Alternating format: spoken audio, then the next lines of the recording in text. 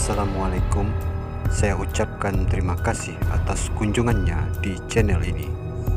Dalam video cergam kali ini, saya akan menggambarkan sekaligus menceritakan satu kisah dengan judul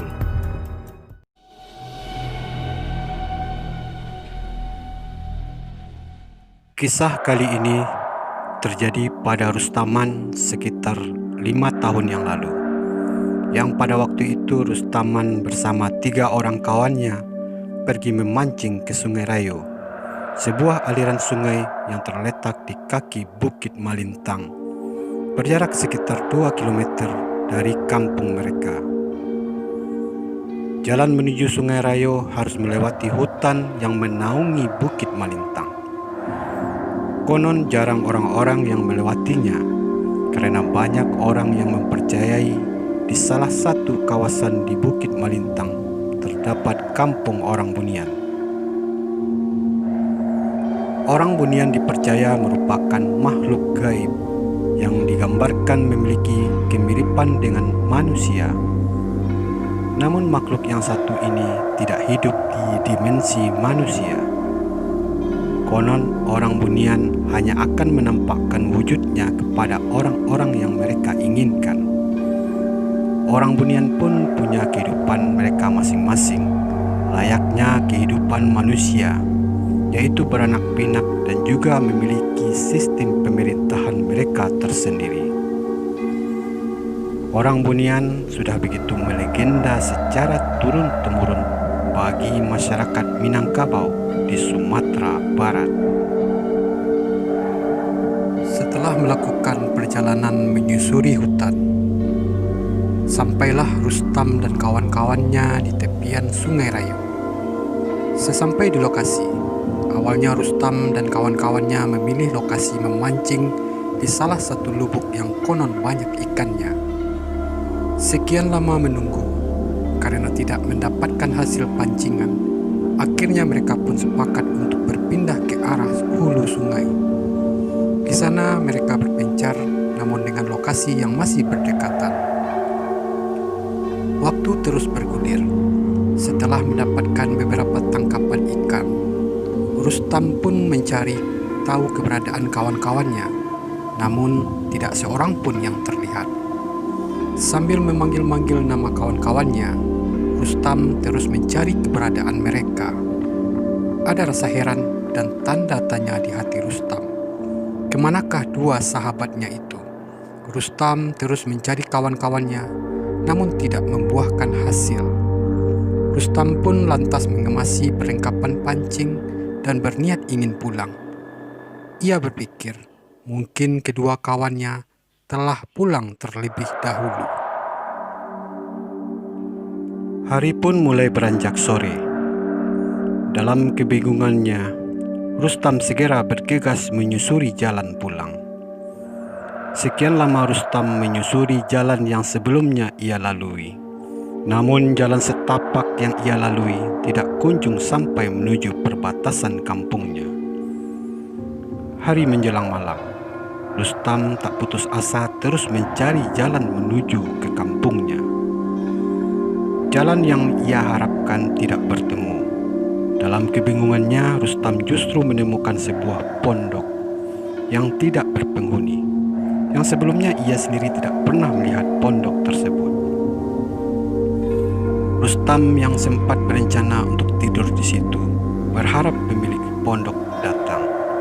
Namun ia mengurungkan niatnya untuk kembali melanjutkan perjalanan menyusuri jalanan kecil menuju ke arah kampungnya. Meski sudah memberi tanda dalam perjalanan, namun ia tidak menemukannya lagi.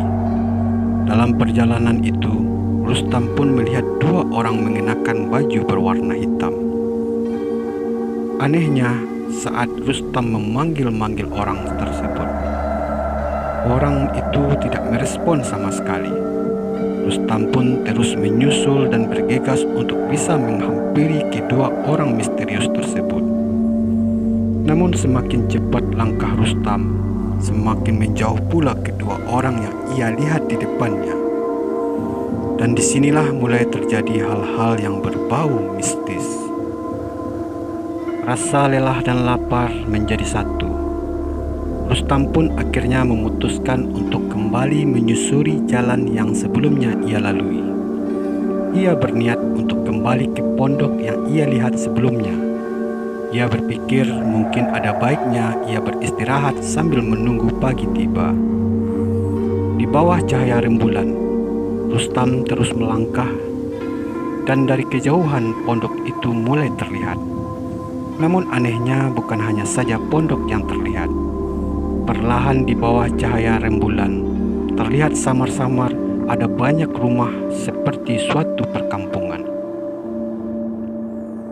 Dalam keheranan dan masih dalam tanda tanya, Rustam terus melangkah memasuki perkampungan itu.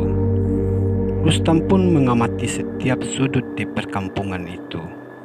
Terlihat beberapa orang yang lalu lalang dengan berpakaian seperti zaman dahulu. Rustam pun melihat bentuk bangunan rumah yang tergolong seperti rumah zaman tempo dulu. Rustam pun dibuat sangat heran dengan perkampungan yang ada di tengah hutan tersebut, karena sama sekali ia tidak pernah menyangka bahwasanya ada perkampungan di dalam hutan di Bukit Malintang. Sesampai Rustam di salah satu rumah di perkampungan tersebut, ia melihat seorang lelaki tua berdiri dengan tongkat di tangannya. Segera Rustam menghampiri lelaki tua itu dan mengucapkan salam kepadanya.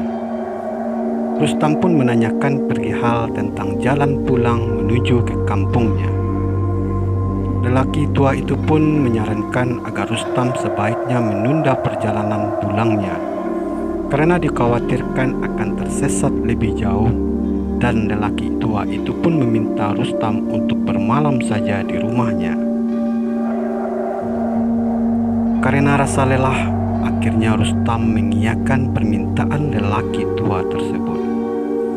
Mereka berdua berjalan menyusuri perkampungan itu. Beberapa saat kemudian, sampailah mereka berdua di sebuah rumah yang tergolong besar.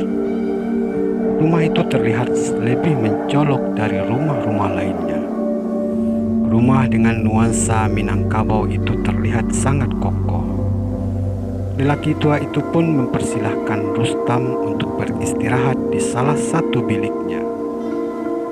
Terlihat isi rumah dan perabotannya seperti barang-barang kuno. Akhirnya Rustam pun memasuki bilik yang ia tunjuk. Ia pun membaringkan tubuhnya yang telah kelelahan. Rasa kantuk yang amat sangat membuat ia tertidur dengan lelapnya. Singkat cerita, pagi itu warga kampung yang telah mencari Rustam selama 3 hari dibuat geger. Terlihat tubuh Rustam di atas sebuah batu besar yang merupakan salah satu menhir peninggalan zaman Megalitikum yang terletak di kawasan Bukit Malintang. Padahal 2 hari sebelumnya, warga kampung telah menyusuri dan mencari keberadaan Rustam di setiap sudut hutan tersebut, namun tidak membuahkan hasil.